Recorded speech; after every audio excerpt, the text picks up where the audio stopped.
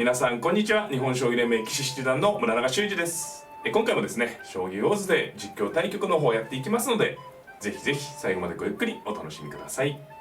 はい、では早速ね、対局の方を始めていきたいと思います。今回も、10分切れ負けで、音声を、読み上げ音声ですね、加藤一二三九段に今回設定してあります。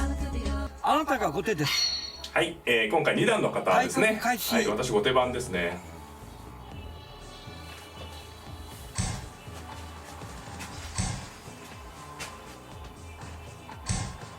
四間飛車ですね。私たちに8四歩ついて、この形ですか。じゃあちょっとあれですね、今回もというかあれですね、前回ちょっとやったんですけど、右四間飛車腰掛け銀をまたちょっと採用してみましょうかね。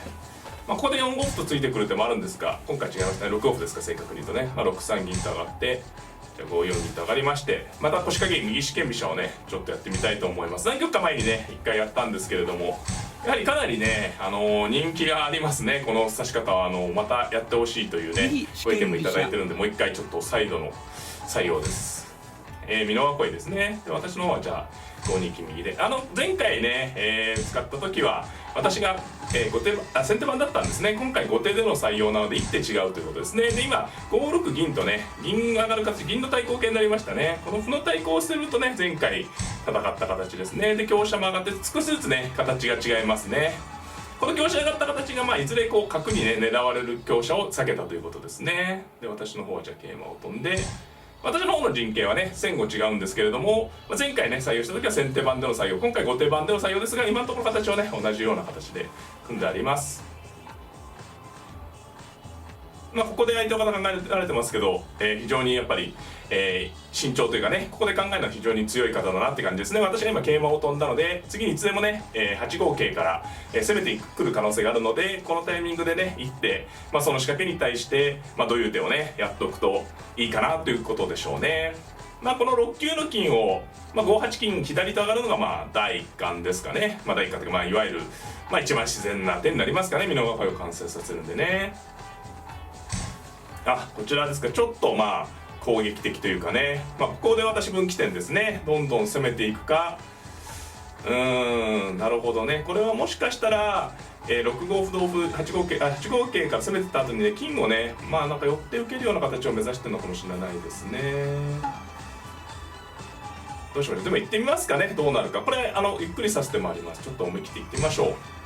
やっぱりね攻撃形を作ったんで攻めていきたいということを言ってみますね。これね金が下なんで角になった時金寄ろうとしてんじゃないかなと思いますね。この時にそうですね、これを売りたかったからおそらく美濃囲いの金は上がらなかったと思います。でここで歩がないので攻めが難しいんですが、私はこの銀手をねちょっと狙ってまして、今ね角成って金寄られてできたんですけれども、桂香がねどちらも飛車と金で守られているので、現状ね一歩損してるんでね、このまま攻めが止まってしまうと腰掛け銀失敗という感じになってしまうんですが、この5五銀をね私はちょっと期待していたというところですね。この5五銀で銀を取る手と4六銀とね歩を取りながら前進していく手と2つね候補があるので、ただこれでうまくいくかどうかはねわからないですね。これで攻めはね続くかなという感じですけれども、例えば具体的にここで6四歩とかね反撃してくる可能性もありますね、相手の方が。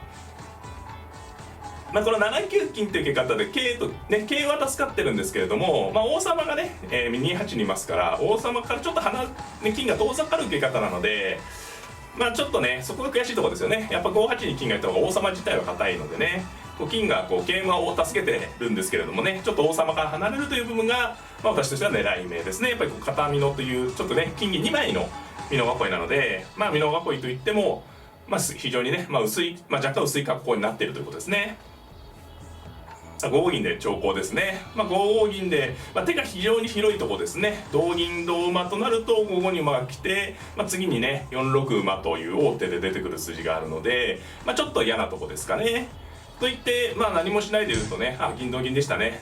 これは同馬と、ここで次の手注目ですね。何をやってこられるか。4六角という手が考えられますね。そっちをやってくるかな。4六角とやるとこの馬がね非常に強力なので、違いましたね、手厚く銀受けですか。この手も有力ですね。さあどうしましょうかね。難しいとこですねこれは。歩がないんでね、歩があれば6七歩と叩きたいんですけれども、まあでも飛車が爽やかに出てってしまいますかね。飛車を出る同飛車同馬で攻め合いですね。まあ飛車で爽やかにいってみますか、これね、バサッとね。これ銀をね打たせたんで、こういう飛車交換っていうのは振り飛車がね望むところっていうところなんですけれども、持ち駒にね私の方だけ銀を持ってるっていうのが強みなので、ちょっと飛車交換挑んでねやってみました。もうちょっと他の手もあったかもしれないですね。これは非常に爽やかな順ですね。ただ銀を補強されてるので、相手の美濃囲いも非常に、相手の方のね美濃囲いも非常に硬い格好なんでね、形勢は難しいかもしれないですね。馬ができてて、この8六の角と馬の差、あと8九にいるこの桂馬と8五に飛べてねさばけている桂馬、この2つのところがね私としては狙い目ですね。で飛車です。この飛車は普通自然な手ですね。これどうするかですね。難しいな。馬出ますか自然に。これでねこの金を狙いまして、状況によっては4九馬とね切っていけば一気に王様薄くなります。ただ角がねこの角がどうするかですね。この角をいじめきれるか、さばかれてしまうとね、私の船囲いもねそれほど硬い格好ではないので、形勢は微妙ですね。何とも言えないです。この7九の金がね私の方から打つ飛車の打ち込みをね、なんていうんですかね、減らしているというか、飛車の打ち込みがない形になっているので、そこが相手の方としてもね、強みですよね。ここで香車を取るか、4六角と6四角ですか、そうですね、角をさばく手もあったんですが、香車取ってきも来られましたね。さあどうしましょうか。難しいですね。これ8七馬とねいじめたいんですけど、6四角と出られて、馬がねちょっとやっぱりこの急所の金狙ってたのが変わってしまうのがねちょっと不満なので、9九飛車と打つと8八金って封じてきますかね。それで金引っ掛けるような手もありますね。飛車を打ち込みますかね。そうですね、あとは7五歩とじっとついてね角をこうさばかれないようにしておくような手もありますね。そっちで行ってみますか。で馬入って難しいと、どうしましょうかって微妙なとこですね。飛車打ち込んでみますか。これね香車を取る狙いで、8八金と上がるとね飛車が封印されそうですけど、7九銀という手でまた金をいじめて、この飛車を使っていこうということですね。これ9八飛車相手になりますとね、飛車がこう利いてきて、竜と、9八の竜と7六の馬で、4九馬というね手が狙いになってきます。こういう狭いところに打つ飛車はねちょっと気をつけないといけないんですけれども、今回は相手の方が銀をね手放してるんでね、銀持ってるとこう銀打たれたりして銀香でね竜が捕まっちゃうこともあるんですけれども、気をつけないといけないのは香車を持たれてるんで、もしかしたらこれ、ね、どっかで3五歩という手がね怖い手ですね。仕掛けの直前に相手の方3五歩とついてたんですけど、この3五歩とついて同歩に3四香みたいな手が、一応狙いとしてあるので、それがね気をつけないといけないところですね、私の方としても。桂馬を飛んできました。これは香車を取りますね。これが4九馬の狙いで歩で受けてきましたか。さあどうしますかね。相手の方もねじっくりとした駒組みですね。竜を引くと角を出てやっぱさばこうってことですか。じっとね角を止めとく手もありますね。ただこれ3五歩をね絶対相手の方狙ってると思うんですよ、これね相手の方なのでその対応をね考えておかないといけないですね。馬引いた方がいいかな。馬引くと香打ってくるか。7分で馬引く。なるほどなるほど。7分。竜を引く、角を出る、竜を回ると香車をどっかに打ってくるかな。で竜を引く。いや手がね難しいところですね。こう8七竜ってねやりたいんですけど、相手のねこの相手の方の角がね動いてきちゃうかもしれないので、その辺注意が必要ですね。3五歩とね使われる手が怖いんですよ。とにかくそれをねその対策を一応考えておこうかなって感じですね。竜を引く角、角出る、竜回る、攻め合いですけどね。それで5八香。いや難しいな。それをやってみますか。竜引く角なる。自然な手ですね。歩つくとすごい角を封印してる手ですけどね、角を抑え込む手なんですけどね。難しい。竜引きますか。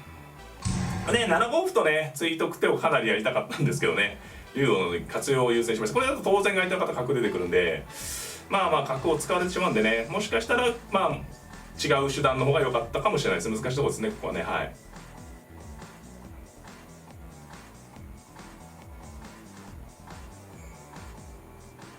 角を出た時に先に馬を切って竜回るような手がありますかね。思い切ってそれやる手があるかな、意外と。これね、まあ角が多分おそらく4六すみません6四角とね角が逃げてくるんですけど、その時に5三なら竜とね竜と馬で攻めたいんですけど、その時5八香とね妨害された時が結構攻めにくいので、今言ってるのはもうこう角で思い切って馬切ってからね竜回る手がないかなっていうことを今考えてます。その方がまあ粘りにくいというかね、攻めやすい角でやってみますか、それね。パサッと先に切ってしまってね、で竜を回ると、まあ一応こう香車をね先手で打たれる形がなくて金銀香持ってるんで、これ5八銀ね上がりですと4八竜と入れますね。で銀引きですとこう3九銀とね引っ掛ける手があるんですね。これはちょっと決めにいってる感じですね。この金が王様から離れてる薄いのについて攻めにいった形ですけれども、ただやっぱり大駒渡してますからね、反動があるので、まあ、一気にねこうなんていうんですか、形勢をはっきりさせないと無理筋の紙一重ですね。まあ、角と香というのが、まあ、守る時にこう不適切なね、まあ、使いにくい駒なんで、まあ、それが狙いですね。金持ってますね。これ5八金とね打つ手がすごく硬いんですけれども、角と香ですとねこれ補強が難しいんですよね。まあ、4八香と打つと銀取りかかるんですけれども、5九竜と突っ込んだ時にね、で角を受けましたか。まあ、ここに角を打たせると、まあなんていうんですかね、角を渡しても打たせればすごく安心上手ですね。これ竜入ってきましょう。これで金取りです。で金取りを受ければ4八香という感じで攻めがつながりますね。まあ、角を切っても今ちょっと言いかけたんですけれども、角大駒をね渡す攻めっていうのは怖いんですが、大駒を渡してもこう角をね、打たせればまあ非常にまあ安心というかね。で香ですか。これは反撃含みの手ですね。さあどうしましょうか。香車を打つと同銀同の竜、まあ香車を打ってもいきますかね。はい、これ金取る手もあるんですけどね、もう積極的にというか、まあもうより厳しく、まあ7九竜と取っても、まあ、王様に響かないんでね、7九竜は5七3香ないとね、やっぱ当然これも攻めてきましたね。まあ、これはどうですかね。銀取ってちゃうのがいいかな。銀って竜回って手数損得、手のあれですね、順番の勝負ですね。同金と1回取ると銀を取るのかな。で同竜でどうなってんだ。同竜で取るとですね、手数計算です。手数って言っちゃう。手数計算ですね。同金同角成で銀を打つ。同金で取りますか。これいろいろ取れるんでね、こういう時は慎重なとこですね。でこれ同竜ですと香を取ろうってことなので、ここでちょっと工夫してみますね。銀を打ちますね。これね、まあ同竜と取ってもまあ悪くはないんですけど、4八銀と戻されて、まあ、相手玉が遠ざかるんで銀を打ってからこう取ると、まあ、銀が決められてるんでね、4八銀とこう手を戻す手がないよっていうねところです。まあこれは形勢がねちょっとはっきりしてきましたかね。はい、まあ、4九馬とね切っていったの結果的にどうもやらうまくいった感じですね。はい、やっぱり硬かった美濃囲いをこう一気にね攻略できたんで、で金ですか。まあ、これはいろいろありますね。端歩をついてますか。端歩ですね。これ端玉には端歩という角になりまして、まあ、これでね端をにオイル王様をこう攻めていきます。この銀はね取られても取った瞬間にこの壁になってるんで、まあ、すぐは大丈夫だよってことですね。さあどうしましょうか。ここで竜も一回打てますか。竜桂飛んで、まあ竜きますかね。これは1五竜までの詰めです。詰めろですね。はい、まあで打っていきますか。これもね金を出ていけば詰み筋にね入りそうですね。この銀がね最悪取れるのでね、そうですか。それでどうしようかな。金出て角を打つのかっこいい手かな。同銀で金出て金寄って次角打ってみますか。ちょっとね格好つけて最後言ってみますこれねいろいろまあ香走って玉寄ってまあ詰みがあったかもしれないですけど角を打ちましてね、これ逃げ道封鎖でしてちょっと最後はかっこよく、同金ならそうですね金が出て、でこの時にね、まあ、金寄っても詰みなんですけど香車打てば、はい、ありがとうございました。定石を知ってるといいでしょうそうですね、定石はいいですね。はい、皆さんいかがだったでしょうか。戦型がね、腰掛銀から右四間飛車というね、まあ、前回ちょっとこうやって味を占めたわけじゃないですけれども、やはり非常にね優秀な作戦ですね。まあプロ間ではちょっと少なめなんですけど、あんま採用する棋士が少ないんですけれども、やっぱこうやってね実際やってみますとね、非常に理にかなったね破壊力のあるいい戦法だなと改めてね再認識しました。まあ、こちらの方ね詳しい解説を解説編の方で別にねお届けいたしますので、ぜひぜひそちらの方もねご覧いただければなと思っております。この動画が良かったなという方はグッドボタンを、チャンネル登録の方もぜひぜひよろしくお願いいたします。またね他の戦型見たい戦型などありましたらリクエストもねいただければなと思っております。それではまた、さようなら。